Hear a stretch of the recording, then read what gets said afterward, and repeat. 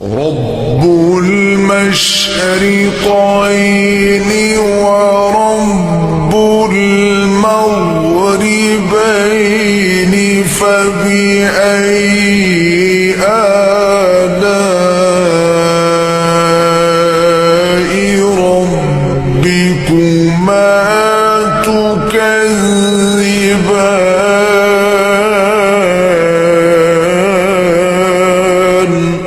اعوذ باللہ من الشیطان الرجیم، بسم اللہ الرحمن الرحیم۔ تمام دیکھنے والوں کو ٹیم راہ ہدایت اور خاص طور پہ میری طرف سے السلام علیکم۔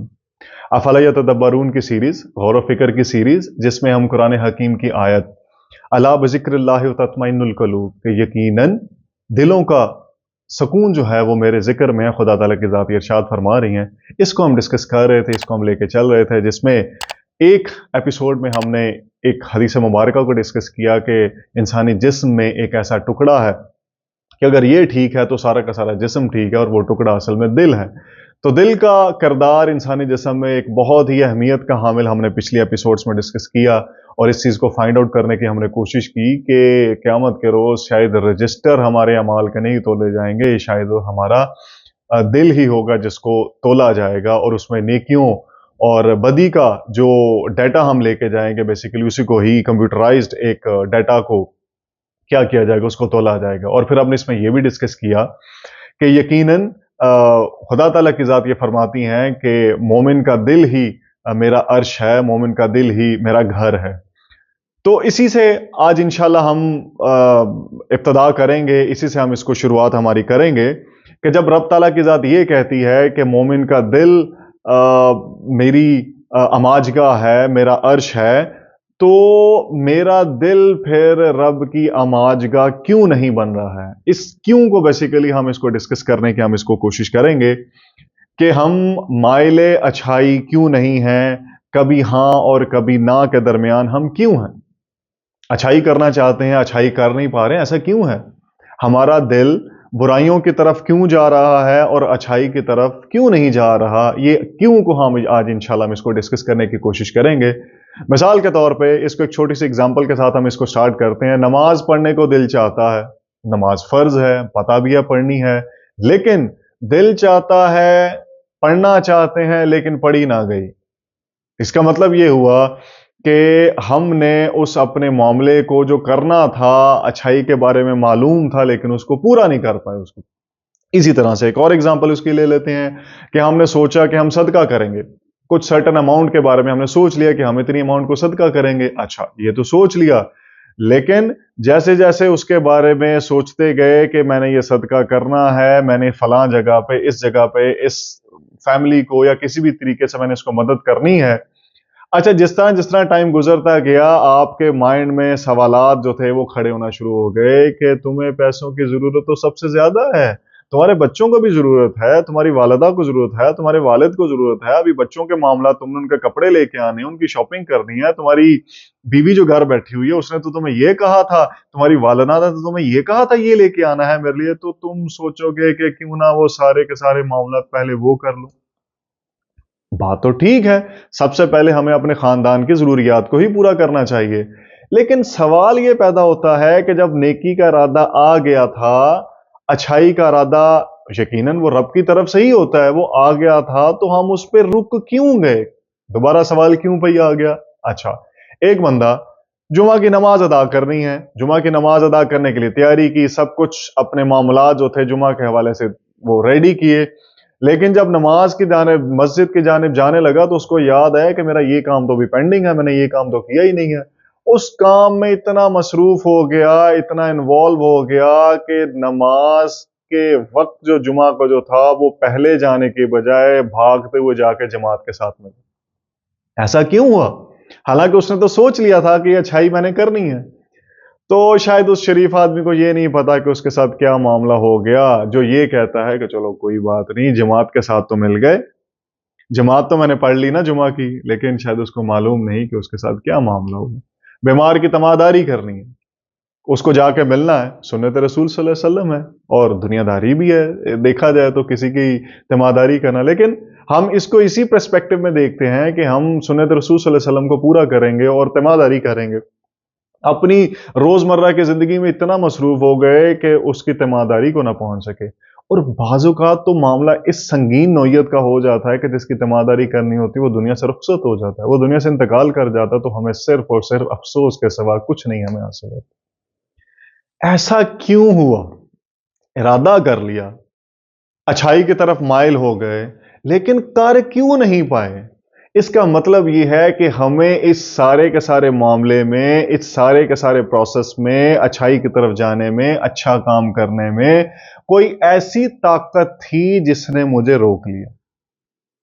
کوئی ایسا کوئی فورس تھی جو کہیں نہ کہیں کام اپنا کر رہی تھی جس نے مجھے روک لیا. حالانکہ میرا تو اچھائی کا ارادہ تھا، میرا تو نیک کام کرنے کا ارادہ تھا، لیکن میں رک کیوں گیا؟ رک اس وجہ سے گیا کہ شاید ہمیں اس طاقت کا ادراک نہیں. یہ کون سی طاقت ہے جس کے بارے میں نبی کریم صلی اللہ علیہ وآلہ وسلم نے فرمایا کہ تم میں سے ہر ایک کے ساتھ ایک شیطان ہے. تم میں سے ہر ایک کے ساتھ ایک شیطان ہے. صحابہ کرام رضی اللہ تعالیٰ اجمعین نے پوچھا کہ نبی کریم صلی اللہ علیہ وسلم، آقا کریم، کیا آپ کے ساتھ بھی؟ انہوں نے کہا ہاں میرے ساتھ بھی ہے، لیکن اللہ تعالیٰ کی مدد سے، خدا تعالیٰ کے حکم سے اب وہ مجھے صرف اور صرف اچھائی کا حکم دیتا ہے. تو میننگ در بائے وہ دوسری طاقت، اس کا مطلب جو ہمیں روک رہی ہے وہ کون سی طاقت ہے؟ وہ ایک شیطانی طاقت ہے، میرا اپوزٹ ایک فورس ہے، میرے پیرلل ایک فورس ہے جو لگاتار میرے ساتھ کیا کر رہی ہے؟ کام کر رہی ہے. وہ اپنا کام کر رہی ہے اور میں اپنا کام شاید نہیں کر رہا. میرے اندر سے آواز آ گئی نیکی کے کام کرنے کی، اس کا مطلب مجھے وہ کام کرنا چاہیے. اگر میں رک گیا ہوں تو اس کا مطلب وہ دوسری فورس جو میرے جکسٹاپوزنگ چل رہی ہے، میرے پیرالل چل رہی ہے، اس نے مجھے اس کام کرنے سے روک دیا.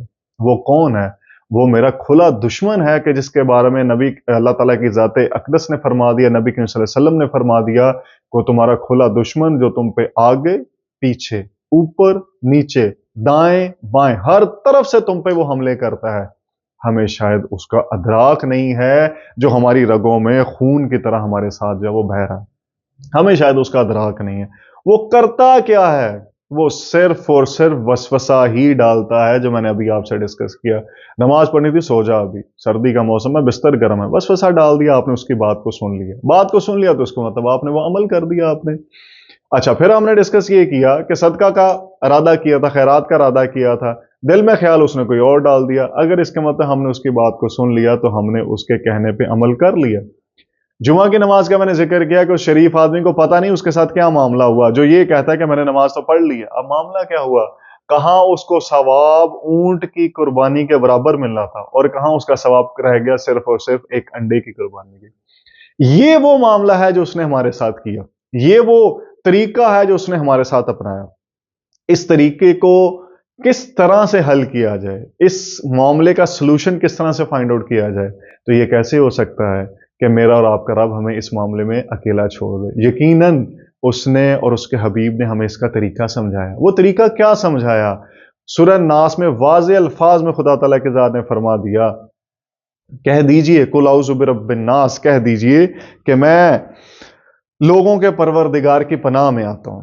مطلب یہ وہ ورد ہے، یہ وہ وظیفہ ہے کہ جس کے ساتھ ہم کیا کر سکتے ہیں؟ اس سے بچ کے ہم ایک پروٹیکشن میں آ سکتے ہیں. اور وہ پروٹیکشن کون سی ہے؟ سورہ الناس میں خدا تعالیٰ نے فرمایا قل اعوذ برب الناس مالک الناس، لوگوں کے مالک کی پناہ میں، الہ الناس، جو لوگوں کا معبود ہے میں اس کی پناہ میں آتا ہوں، من شر الوسواس الخناس، وسوسہ ڈالنے والے کے شر سے میں اس کی پناہ میں آتا ہوں جو وسوسہ ڈال کے چھپ جاتا ہے.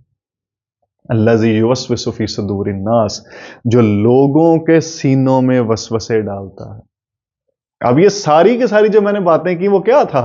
وہ وسوسے ہی تو تھے جو اس نے سینوں میں ڈالے. اور قیامت کے روز بھی اس نے یہی کہنا ہے، کیا میرے رب میں نے تو نہیں ان کو کہا تھا، میں نے تو نہیں ان کو کھینچ کے لے کے گیا تھا، میں نے تو صرف ان کے وسوسہ دل میں ڈالا تھا، انہوں نے میری بات پہ عمل کر دیا. تو جناب محترم، اگر ہم اس بات کو یہ کہیں کہ ہم شیطان کے نرغے میں آ گئے، ہم شیطان کی بات میں آ گئے، تو اس بات سے قرآن، اس بات سے، اس ہمارے عمل سے قیامت کے روز ہماری خلاصی نہیں ہوگی. کیوں؟ وہ تو یہ کہہ کے چل دے گا کہ میں نے تو صرف اور صرف اس کے دل میں وسوسہ ڈالا تھا. تو ہمیں ان وسوسوں سے بچنا ہے. اور اگر ہم ان وسوسوں سے بچ جائیں تو اس کے بارے میں نبی کریم صلی اللہ علیہ وسلم نے ہمیں خوشخبری بھی دے دی. سیدنا ابو ہریرہ رضی اللہ تعالیٰ عنہ سے مروی ہے کہ رسول صلی اللہ علیہ وسلم نے فرمایا یقیناً اللہ تعالیٰ نے میری امت کے سینوں میں پیدا ہونے والے وسوسوں کو معاف کر دیا اس وقت تک کہ جب تک وہ اس پر عمل نہ کر لیں. بخاری کی 2391 اور مسلم کی 127 یہ حدیث ہے. تو میننگ دربا ہے جب تک ہم ان وسوسوں پہ عمل نہیں کر لیتے ہماری معافی ہو جائے گی. تو ہم سب کیوں نہ اس بات کا عہد کر لیں کہ نیکی کا خیال آتے ہی ہم اس کو پورا کر لیں، کیونکہ یہ کہا گیا، یہ فرمایا گیا کہ نیکی کے کام میں جلدی کرنی چاہیے. وہ اس کی وجہ ہی یہ ہے کہ جتنی ہم تاخیر کرتے جائیں گے ہم اتنا اپنے اس نیکی کے معاملے سے، اپنی اچھائی کے معاملے سے ہم دور ہوتے جائیں گے. اللہ ہم سب کا حامی و ناصر ہو. اللہ تعالیٰ میری اور آپ کی اس معاملے میں اس وسوسوں سے بچنے کے لیے ہماری مدد فرمائے. آمین ثم آمین.